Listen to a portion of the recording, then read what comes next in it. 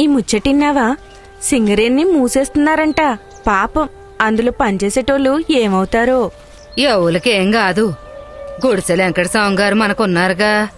450 కోట్ల రుణం తీసుకొచ్చిండ్రు మన సింగరేణి కోసం. సింగరేణికి ఏం కాదు, సింగరేణి కార్మికులకు ఏం కాదు. గది నిజమే. కాకా ఉండగా మనకేమైతది? ఉండడానికి ఇల్లిచ్చిండు, రేషన్ కార్డులు ఇచ్చిండు, పింఛన్లు కూడా ఇస్తుండు. నాకొకటే కళ, ఎప్పుడైనా గాని తెలంగాణ వస్తే ఇక్కడ ఉండేటువంటి ప్రజలకు మేలు కలుగుతుంది కదా అన్నట్టు ఉద్దేశమే స్వప్న. ఆ స్వప్న పూర్తి కావాలని ఉంది. ఏందేగిది? కొట్లాడి తెలంగాణను తెచ్చుకుని దొంగల సేతుల పెట్టినం. తాగనీకి నీర్లేకపాయే, రోడ్లు సక్కగా లేకపాయే, పోరగాండ్లకి మంచి బడులు లేకపాయే, ఉద్యోగాలు రాకపాయే. అప్పట్లా కాకగారిని, వివేక్ గారిని మనం గెలిపించుకుని మంచిదయింది. లేకుంటే మనకి గీ నీళ్లు కూడా దొరికేటి కావు. అవు గది నిజమే. మీరేం ఫికర్ చేయకండి. కాకా మనవడొస్తుండు.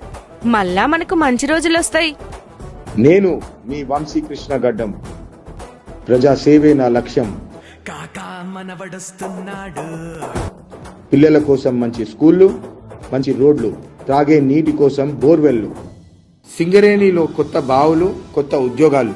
మీకోసం నేను చెమట చిందిస్తా, మీ భవిష్యత్తుకు బంగారు బాట వేస్తా. కార్మికుల శ్రమతోనే దేశం నడుస్తుంది. నేను మీకోసం శ్రమిస్తా, మీ జీవితాలు మారుస్తా. కార్మికుల కష్టం తెలిసిన బిడ్డని, శ్రమించే పేదలకు సేవకుడినై నేనుంటా. నేను మీ వంశీకృష్ణ గడ్డం.